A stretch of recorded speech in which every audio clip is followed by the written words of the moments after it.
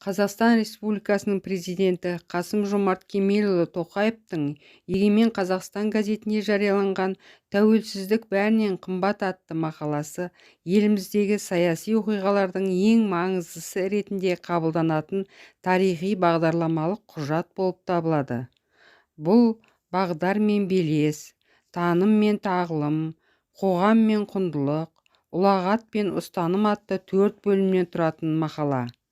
Мемлекет басшысы 30 жыл ішінде жеткен жетістіктерімізді, бағындырған белестерімізді 3 кезеңге бөліп, ашық талқылай отырып, күрмеуі қиын мәселелерді еңсеру жолдары туралы кемел ойларымен бөліседі. Президент әрбір қазақстандық көзінің қарашығындай сақтауы тиіс 3 құндылықты атайды. Олар тіл, жер және бірлік. Ал осы үшеуі сақталынса, бәрінен де қымбат тәуелсіздік тұғырынан таймайды. Президентіміздің мақаласында айтылған мағыналы ойлар жастарды ғылым, білім, тіл үйренуге шақырып, көкжиегін кеңейтіп, көкірек көзін оятуға жетелейді.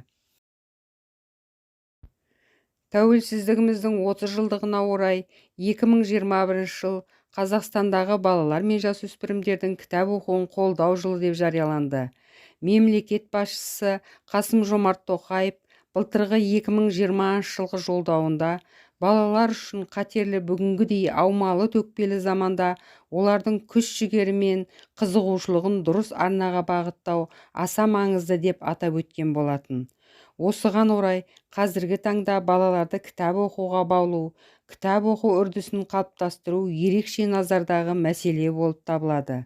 Бүлдіршін кезінен бастап кітап оқи бастаған баланың болашағынан саналы ұлт көре аламыз. Президентіміздің «Тәуелсіздік бәрінен қымбат» атты мақаласында қазақ қаламгерлерінің балаларға арналған үздік шығармаларын көптеп басып шығаруды және таратуды қолға алу керек екендігін ерекше атап өткен болатын.